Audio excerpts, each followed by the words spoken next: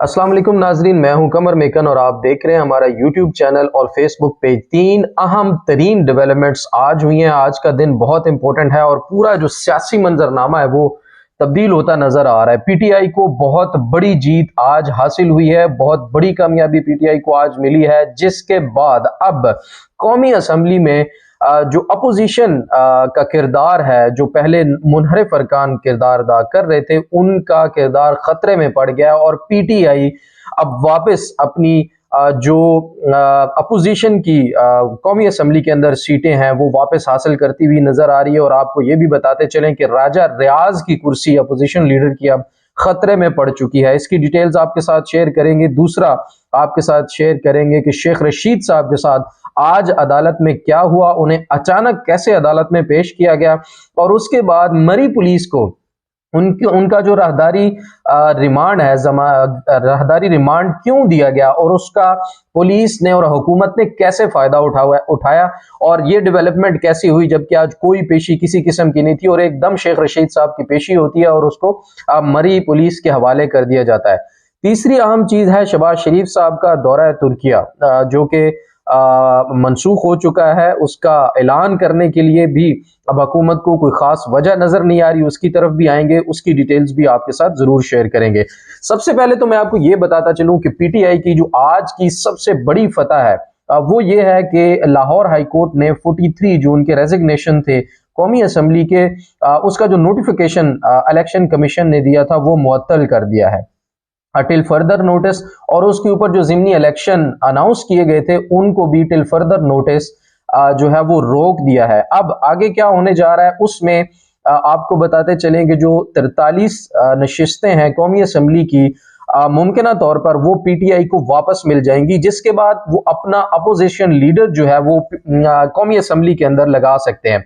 इसके ऊपर आज एक असद उमर साहब ने एक ट्वीट किया है, वो मैं आपके सामने रखूंगा। असद उमर साहब ने ट्वीट किया कि अदालत ने स्पीकर का सियासी बुनियाद के ऊपर जो फैसला था वो मुअत्तल कर दिया है। जो उन्होंने जो रेजिग्नेशन एक्सेप्ट किए थे वो बिल्कुल जाहिर है सियासी बेस पे था। आपको इस्तीफे की थोड़ी सी डिटेल बताऊं। इस्तीफे जब पहले जमा कराए गए थे तो इस्तीफा जमा करवाने के बाद जो स्पीकर असम्बली हैं उन्होंने एतराज लगाए थे। एतराज लगाने के बाद आया यकायक जब इमरान खान साहब ने ऐलान किया तो वो कबूल करना शुरू कर दिए और उसके ऊपर फिर ज़िमनी इलेक्शंस जो है वो भी अनाउंस कर दिए गए।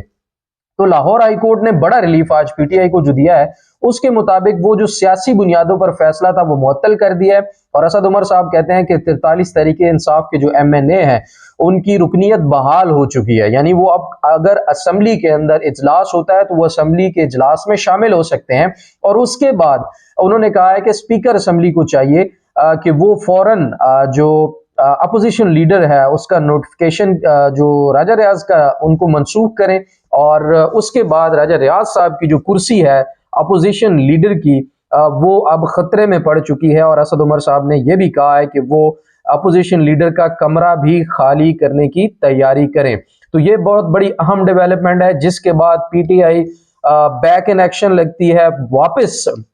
जो पाकिस्तान की सियासत में खैर उनका मकाम तो एक पहले से ही बड़ा इंपॉर्टेंट चल रहा है, जबकि वो किसी भी असम्बली में मौजूद नहीं है। आईएमएफ तक की डिमांड्स ये हैं कि जब भी उनके साथ मुआहदा किया जाए तो पीटीआई को, पाकिस्तान तरीके इंसाफ को उसमें शामिल किया जाए, और उसके बगैर सियासत नामुमकिन नजर आती है। एक अहम खिलाड़ी हैं इमरान खान साहब, पीटीआई अपनी जमात को बहुत अच्छे तरह से लीड कर रहे हैं। तो 43 अगर उनके अरकान अगर वापस आ जाते हैं असम्बली के अंदर तो राजा रियाज साहब की जो सरबराही में एक जो लोग हैं वहां पर मुनहरिफ अरकान, उन सब की अक्सरियत, अपोजिशन की जो अक्सरियत है वो खत्म हो जाती है। तो पाकिस्तान तहरीके इंसाफ के जो 43 एमएनएज हैं वो वापस असम्बली में आ जाएंगे, और उसके बाद राजा रियाज अपोजिशन लीडर नहीं रहेंगे, अपोजिशन लीडर भी नहीं रहेंगे। और उसके बाद जो दूसरे चेयरमैन हैं अकाउंट्स कमेटी के, वो सीट भी पाकिस्तान तहरीके इंसाफ को वापस मिल जाएगी। अब इसके बाद सियासी मंजरनामा जो है टोटली डिफरेंट होता हुआ हमें नजर आ रहा है, और टोटल जो सियासत का महवर है वो दोबारा इमरान खान और पीटीआई के इर्द गिर्द जमा होता नजर आ रहा है, जबकि हुकूमत की तरफ से किसी भी किस्म की कार्रवाई जो है वो बचा के नहीं रखी हुई। उन्होंने कोई ऐसा एक्शन छोड़ा नहीं है जिसके ऊपर जो तहरीके इंसाफ और तहरीके इंसाफ के हमायती जो सियासतदान है उनके ऊपर मजालिम ढाने का कोई भी तरीका उन्होंने छोड़ा नहीं है। फवाद चौधरी से लेकर, आजम सवाती से लेकर, शहबाज गिल से लेकर और अब शेख रशीद साहब तक वो मामला पहुंच चुका है। शेख रशीद साहब ने जो बयान दिया अदालत में, अदालत से निकलते हुए, वो बड़ा अहम था। उन्होंने मीडिया से बात करते हुए कहा कि जो हथकड़ी है ये मेरा जेवर है, मौत मेरी महबूबा है और जेल मेरा ससुराल है। तो इस हुकूमत को बिल्कुल भी नहीं छोड़ेंगे और इसका तख्ता उलट कर रहेंगे।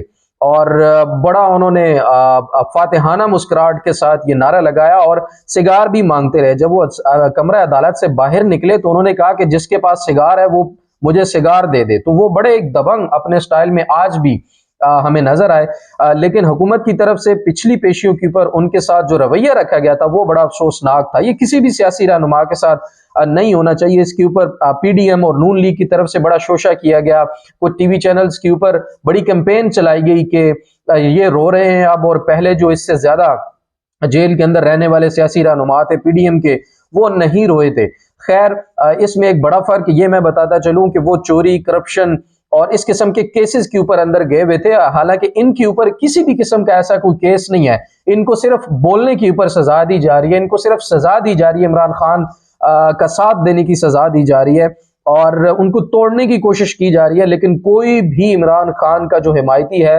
जो उनका सपोर्टर है, वो टूटने के लिए जो इस वक्त तैयार नहीं है। शेख रशीद साहब को आज राहदारी रिमांड दे दिया गया और मरी पुलिस उनको ले गई। आज अचानक ही पेशी हुई और अचानक ही उनको मरी भेज दिया गया। क्यों? चूंकि हाई कोर्ट ने जो ऑर्डर्स दिए थे वो दिए थे बलोचिस्तान और जो सिंध के केसेस थे उनसे रोका था कि आप उधर नहीं ले जा सकते। उनके लिए राहदारी रिमांड उन्होंने नहीं दिया था। लेकिन मरी ने आज ही जो गिरफ्तारी डाली और आज ही उनको लेने पहुंच गई, जिसके बाद अदालत में उन्होंने कहा कि हमने पहली दफा दरख्वास्त की है राहदारी रिमांड की, पहले हमने दरख्वास्त नहीं की। क्योंकि अगर पहले रिमांड की दरख्वास्त की होती तो वो फिर हाई कोर्ट की जो डिक्लेरेशन थी उसमें आ जाते तो उनको नहीं लेके जा सकते थे। इस पर जो है शेख रशीद साहब जो वकील थे उन्होंने कहा कि शेख साहब पहले ही हिरासत में है, वो कहीं भागे नहीं जा रहे हैं, वो हर किस्म का मुकाबला करेंगे।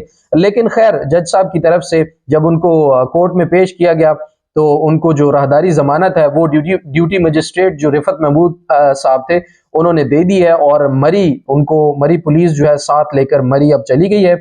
और अब देखें कि उनकी कल जो जमानत की दरख्वास्त पर समात रखी गई है शेख रशीद साहब की, उसके बाद क्या डिसाइड होता है। अगर उनकी जमानत हो जाती है तो फिर शेख रशीद साहब भी बाकी रहनुमाओं की तरह बाहर आ जाएंगे, और अगर उनकी जमानत दोबारा मुस्तरद हो जाती है, जो कि पहले भी एक दफा मुस्तरद हो चुकी है, तो फिर शेख रशीद साहब को शायद और अभी अंदर रखा जाएगा। आते हैं शहबाज शरीफ साहब की तरफ। शहबाज शरीफ साहब ने ऐलान किया था कि वो तुर्किया जाएंगे, वहां पर दौरा करेंगे। वहां पर जो जल्जला है, अफसोसनाक किस्म का एक हालात बन चुके हैं, बड़े ही तकलीफ दे मनाजिर भी हैं जो हमने देखे, बड़े तकलीफ दे चीज़ें हैं जो वहाँ से सामने आ रही हैं।